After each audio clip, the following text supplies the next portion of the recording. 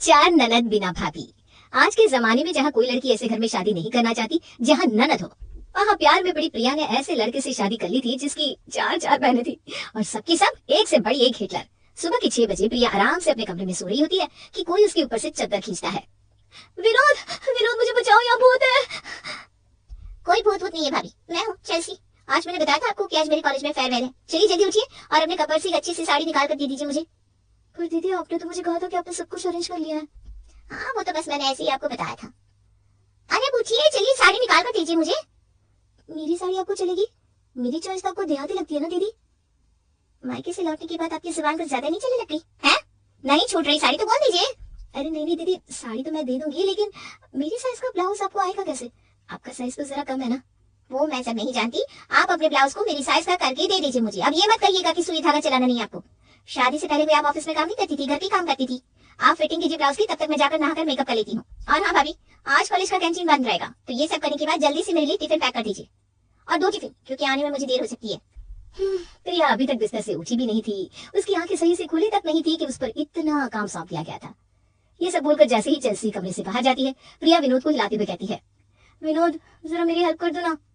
सोने दो ना प्रिया, तुम ननद भाभी अपना लफड़ा खुद समझो, मुझे मत फंसाओ इस चीज में। ये कहकर अपने चेहरे पर तकिया रखकर विनोद करवट बदल लेता है। प्रिया फौरन नहा धोकर चेल्सी के ब्लाउज की फिटिंग में लग जाती है और उसके बाद उसके लिए टिफिन भी बनाती है।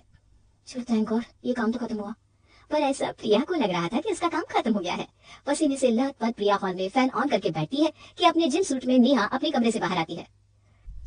इसीलिए तो आपकी बॉडी में इतना एक्स्ट्रा फैट है भाभी कि उठती पंखे के नीचे बैठ जाना है।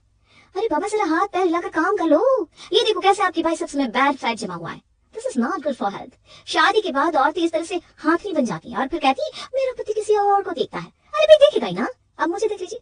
क्या जरूरत है मुझे फिटनेस पर इतना फोकस करने की? बात खुद के लिए भी तो कुछ किया जाता है ना। सुबह उठकर 2 घंटे खट दिया और ऊपर से जिम का लेक्चर दे रही है। मेरे जितना काम किया होता ना तो शरीर में जो जान है वो भी कब की खत्म हो जाती। ये क्या खुद में फुसफुसा रही हैं आप? हाँ, ये लीजिए, ये मेरे प्री वर्कआउट डाइट की लिस्ट है, इसे प्रिपेयर कर देना। ज्यादा कुछ नहीं करना है। 8-10 वैरायटी की फ्रूट्स काट लीजिए और कुछ soaked dry fruits, cucumber, carrot, tomato सबको ग्राइंड करके मेरे लिए एक ड्रिंक बना दीजिए। रिटर्न आते वक्त मुझे भूख लग जाएगी तो साथ में कुछ हेल्दी भी पैक कर दीजिएगा to keep me full, okay? Gym जाती है आप लोगों को स्ट्रेचिंग करनी पड़ती होगी ना दीदी, तो वो स्ट्रेचिंग आप घर पर क्यों नहीं कर लेती? ये सब जो आप मुझसे करने को कह रही है ना, अगर यही आपने किया होता तो आपकी तो स्ट्रेचिंग भी हो जाती। यही तो फर्क होता है घर के काम में और जिम में किए हुए वर्कआउट में। पर आपको ये कहां से समझ में आएगा भाभी, देहाती गवार वाली सोच जो है आपकी। इस घर को वही देहाती गवार चला रही है बेटा। जब मुंह खोलती है ना तो जरा सोच के बोला कर। पेट को अंदर करना सिखाता है जिम में, बाहर को नहीं। तो ये थी प्रिया की 2 हिटलर ननदे। प्रिया नेहा के जिम की तैयारी करके नाश्ता तैयार करती है और भगवान को भोग लगाती है। प्रिया जल्दी खाना लगाओ, 10 बज गए हैं, मुझे निकलना है। ये गरिमा अभी तक उठी नहीं है, किसी काम की नहीं है ये। जा बहू उसे उठा दे। और अपनी तीसरी ननद को उठाने के लिए प्रिया उसके कमरे में जाती है। प्रिया जैसे ही गरिमा के कमरे के दरवाजे के बाहर पहुंचती है, कमरे के अंदर से खर्राटों की ऐसी जोर की आवाज आती है मानो अंदर हाथी सो रहा हो। आधा घंटा तो दीदी को उठाने में लग जाएगा। काफी मेहनत मशक्कत करने के बाद प्रिया गरिमा को उठाती है। भाभी जरा हाथ देना तो मैं बिस्तर से नीचे उतरूं। वैसे ये स्मेल किस चीज की है? क्या बनाया भाभी नाश्ते में आपने? आलू की टिक्किया तो नहीं बनाई ना? मेरे लिए यही ब्रेकफास्ट ला दो, मैं बिस्तर पर ही खा लूंगी। और हाँ, आते वक्त एक कॉफी भी ले आना। पर डॉक्टर ने आपको वजन कम करने के लिए बोला ना दीदी।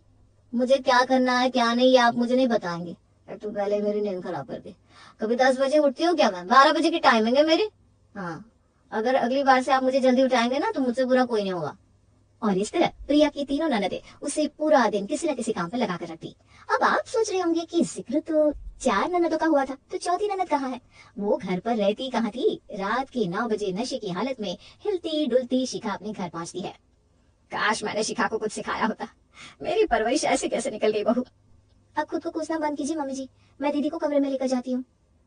अबे हाथ पीछे आई बड़ी, तेरे बदन से बदबू आती है मुझे, शराफत की बदबू। दीदी कम से कम दरवाजे पर तमाशा मत कीजिए, सभी मोहल्ले वाले देख रहे हैं। लीजिए पानी पीजिए। शिखा पानी का एक घूंट अपने मुंह में भरती है और अपनी भाभी के मुंह पर ही थूक देती है। पर आज इस बेइज्जती के बाद प्रिया चुप नहीं रहती। मुझे समझ में नहीं आता कि आप चारों ऐसा ड्रामा क्यों कर रही है ताकि मैं इस घर को छोड़कर चली जाऊं।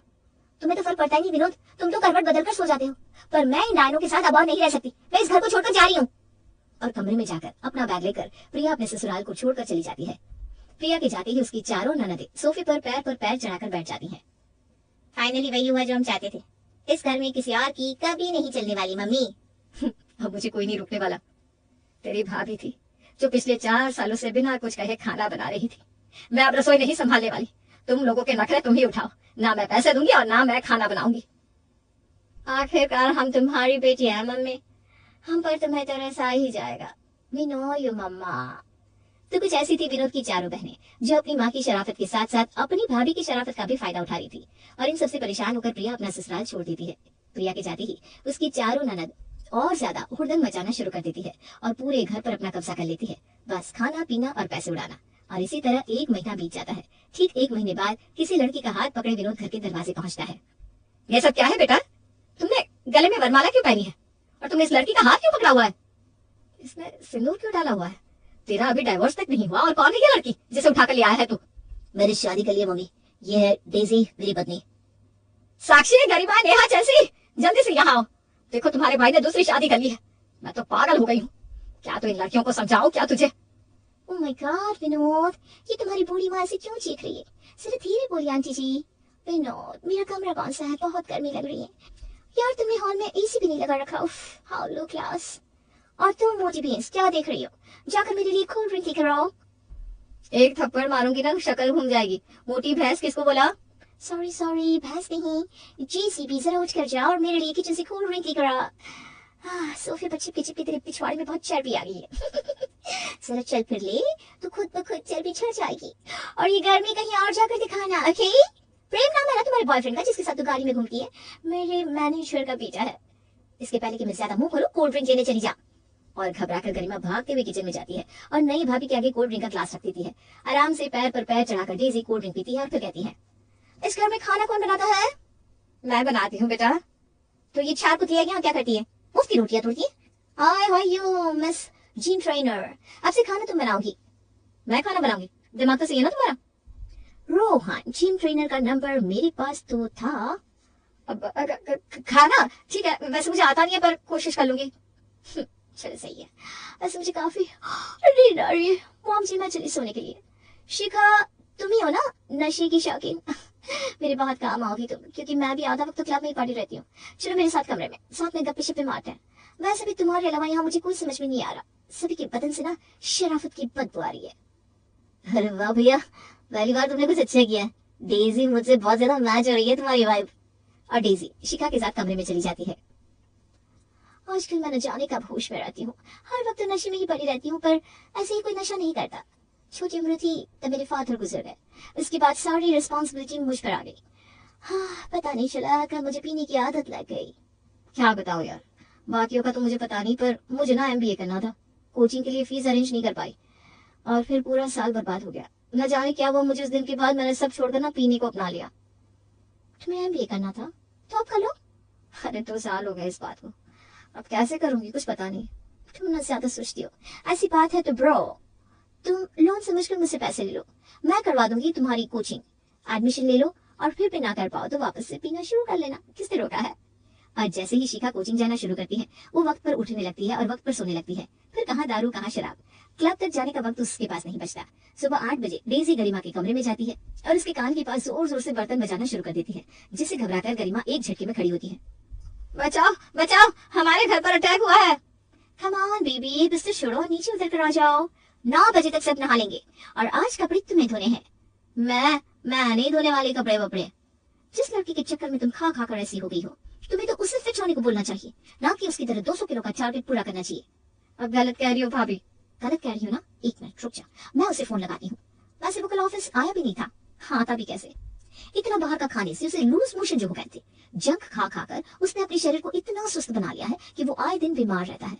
जहाँ तुम्हें अपने बॉयफ्रेंड का सहारा बनना चाहिए, तुम खुद उसकी जैसी बनती जा रही हो। और जब दोनों बीमार पड़े रहोगे तो कमाएगा कौन? कब तक विनोद खर्च करेगा तुम लोगों पर? वैसे भी अब तो मैं आ गई हूँ, एक फूटी कौड़ी भी विनोद के हाथ से तुम लोगों के हाथ में जाने नहीं दूंगी।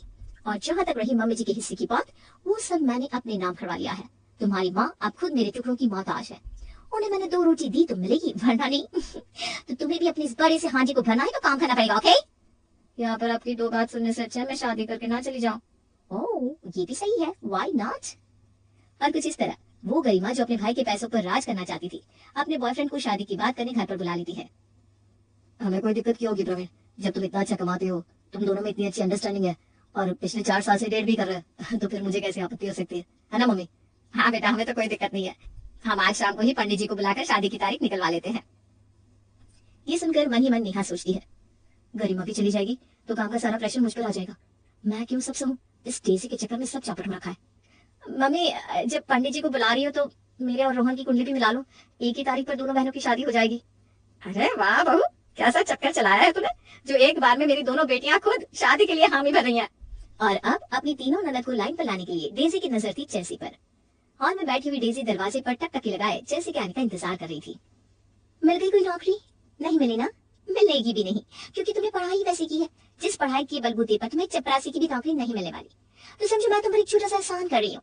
मेरे ऑफिस में पेपर वर्क का काम है, बस एक कैबिन से उठाकर दूसरे कैबिन में पेपर्स पहुंचाने के 5,000 रुपए मिलेंगे। तुम्हारी औकात के हिसाब से तो बहुत ज्यादा है, पर फिलहाल वही कर लो, क्योंकि अब तुम्हारी दोनों बहनें विदा हो जाएगी और तीसरी तो घर पर रहती नहीं, तो तुम पर मैं अब और खर्चा नहीं करने वाली।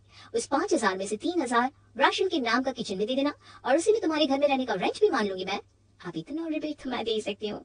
तुम्हारी थोड़ी बहुत ट्रेनिंग जब हो जाए तो कहीं और जॉब शिफ्ट कर लेना, सैलरी में भी हाइक मिल जाएगी। अभी तक अपने भाई के पैसों को उड़ाने वाली चेल्सी 1 महीने जॉब करके ही लाइन पर आ जाती है। बेचारा भैया कितनी मुश्किल से पैसे कमाता होगा, और मैं उसके पैसों को इस तरह अपने अय्याशियों के ऊपर बर्बाद कर देती थी। न जाने ट्यूशन फीस के नाम पर मैंने उससे कितने फालतू पैसे लिए हैं। बहुत गलत किया मैंने। और इस काम से थक हार कर चेल्सी भी शादी के लिए राजी हो जाती है, और कुछ ही दिनों में एक एक कर डेजी अपनी चारों ननद को विदा कर देती है। गरिमा के फेरे के बाद पंडित जी दुल्हन के भाई और बहन को कन्यादान की रस्म के लिए आगे बुलाते हैं, और सामने आते हैं प्रिया और विनोद। भैया, आपकी एक्स वाइफ यहाँ क्या कर रही है? डेजी भाभी ने देख लिया तो उनका गुस्सा आप जानते हैं। घबराने की जरूरत नहीं गरिमा, तुम सब जब मुझे काफी टॉर्चर करती थी और मैं ठहरी सीधी सादी, तो तुम लोगों के खिलाफ कुछ कर भी नहीं पा रही थी, इसीलिए मैंने डेजी को यहाँ भेजा तुम सबकी अकल ठिकाने लगाने के लिए। क्या? बिल्कुल बेटा, और इन सब में मैं अपनी बहू के साथ थी, पर कहते हैं ना, जो होता है अच्छे के लिए होता है। इसी बहाने तुम चारों लाइन पर तो आ गई। और कुछ इस तरह प्रिया अपने ससुराल को अपनी ननदों से बचा ही लेती है।